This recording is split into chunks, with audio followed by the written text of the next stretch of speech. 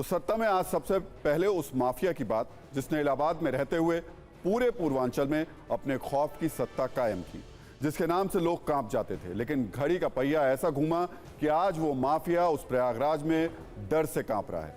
जहां कभी उसकी तूती बोलती थी, उसका ब्लड प्रेशर हाई है, गला सूख रहा है, और ये सब कुछ तब जब गाड़ी भी नहीं पलटी है। हम बात कर रहे हैं उस अतीक अहमद की जो साबरमती जेल से नैनी जेल पहुंच चुका है। करीब 24 घंटे से हर टीवी स्क्रीन पर उसकी जेल यात्रा की तस्वीरें आपने देखी होंगी।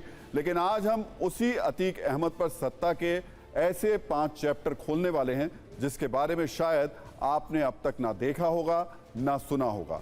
आज हमने अतीक अहमद की किस्मत पलटने वाली एक सत्ता की कुंजी भी तैयार की है। इसके पहले चैप्टर में आज हम आपको दिखाएंगे एक तांगे वाले का बेटा आखिर कैसे उत्तर प्रदेश का मोस्ट वांटेड माफिया बन गया।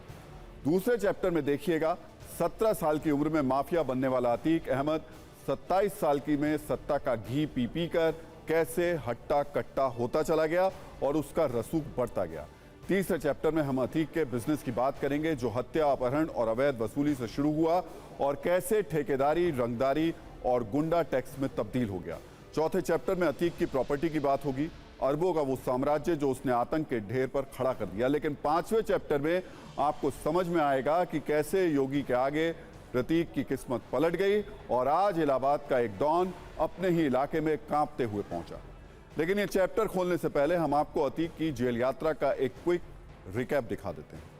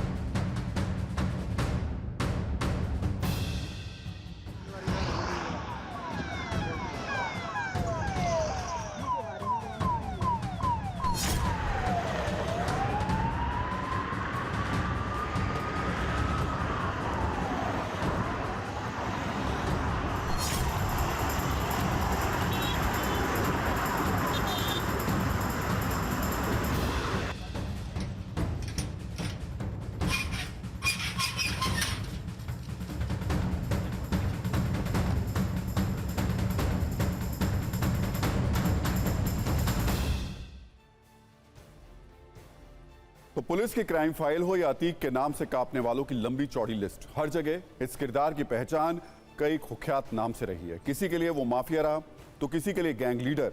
पुलिस के रिकॉर्ड्स में एक हिस्ट्री शीटर होने के नाते उसके गुनाहों की लंबी चौड़ी फाइल है। तो कोई उसे बाहुबली, दबंग के नाम से भी जानता रहा है। कभी अतीक लोगों के लिए आतंक का दूसरा नाम तक बन गया। लेकिन आज योगी के उत्तर प्रदेश में आने के बाद उसी अतीक को यह खौफ खाया जा रहा है कि उसका आगे क्या होगा, क्योंकि अब उसकी क्राइम कुंडली के एक एक गुनाह का वक्त आ चुका है। अतीक अहमद पर हत्या का पहला केस साल 1989 में दर्ज किया गया था और तब उसकी उम्र सिर्फ 17 साल थी। इसके बाद एक तांगा चलाने वाले का बेटा जो उनकी दुनिया में पहला कदम रखने के बाद धीरे धीरे अपराध जगत का बेताज बादशाह बन गया। अतीक अहमद एक इंटर स्टेट गैंग का संचालक रहा है। उसके गैंग का नंबर IS 227 है। इसके बाद अतीक ने ना कभी पुलिस की परवाह की, ना कानून के बारे में सोचा। साल 1985 में उस पर गुंडा एक्ट लगा और फिर 1986 में उस पर गैंगस्टर एक्ट के तहत कार्रवाई की गई। अतीक अहमद वो माफिया रहा जिस पर यूपी का पहला गैंगस्टर होने का ठप्पा लगा।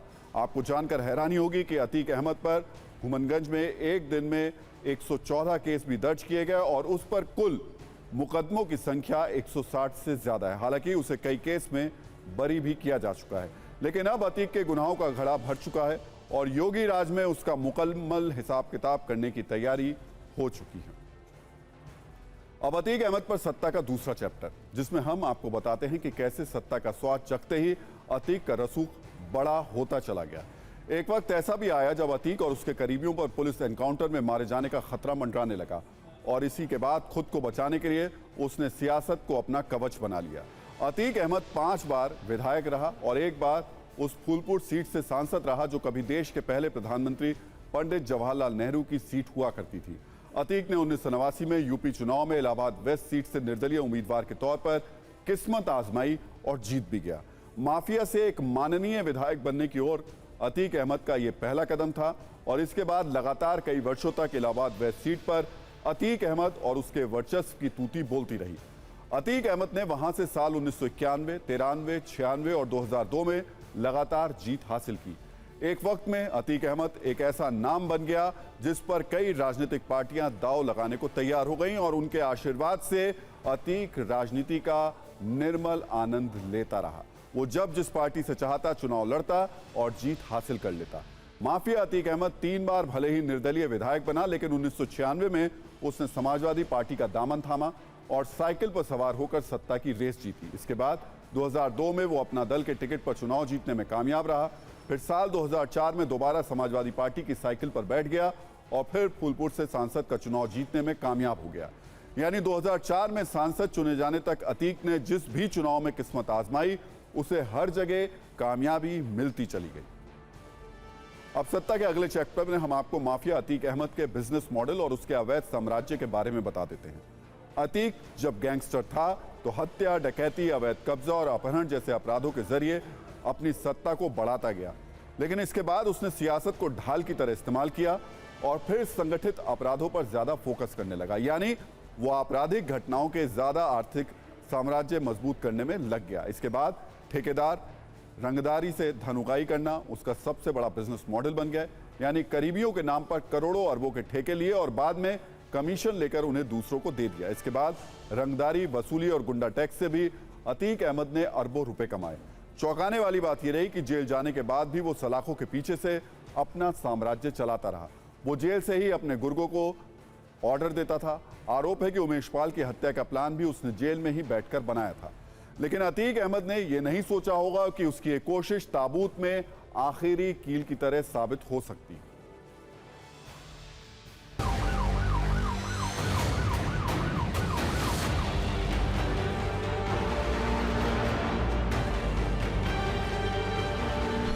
सरकार से हम डिमांड करेंगे कि हमारे भाइयों की सुरक्षा पूरी। आपको क्यों डर लग रहा है? आपको डर क्यों लग रहा है इस चीज का? एसटीएफ से डर था कि एनकाउंटर कर सकते हैं।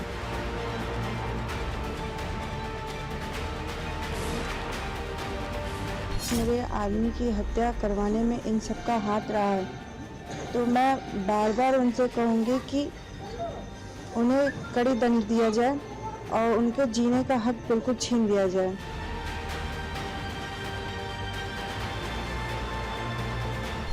न्याय तो हम सुनेंगे, क्या अदालत न्याय देती है, लेकिन न्याय के साथ साथ मेरा ये कहना है, जैसे मेरे बेटे का मर्डर हुआ है वैसे अशरफ और आतिक इसका बेटा, अगर मारा जाए तो मेरी आत्मा को तसल्ली मिलेगी।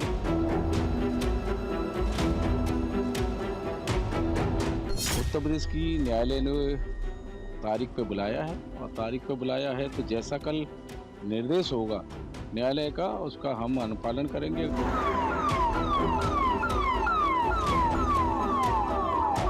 कानूनी कार्रवाई हो रही है और सरकार किसी को न्याय नहीं दिलाना चाहती। सरकार हर चीज में वोट ढूंढती है। ये माननीय न्यायालय का मामला है और माननीय न्यायालय जो भी आदेश देगा उसका अनुपालन कराना हमारा धर्म है।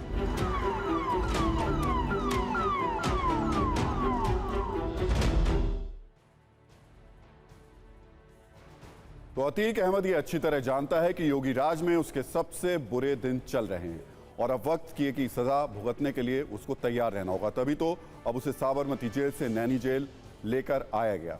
वो उस वक्त डरा हुआ था, हालांकि वो बार बार अपनी मूंछों पर ताव मारकर यह दिखाने की कोशिश करता रहा कि सब ठीक है। लेकिन यूपी में एंट्री से पहले ही सोशल मीडिया पर अतीक से जुड़े कई मीम्स वायरल हो गए, जिसमें लोगों ने खूब मजे भी लिए।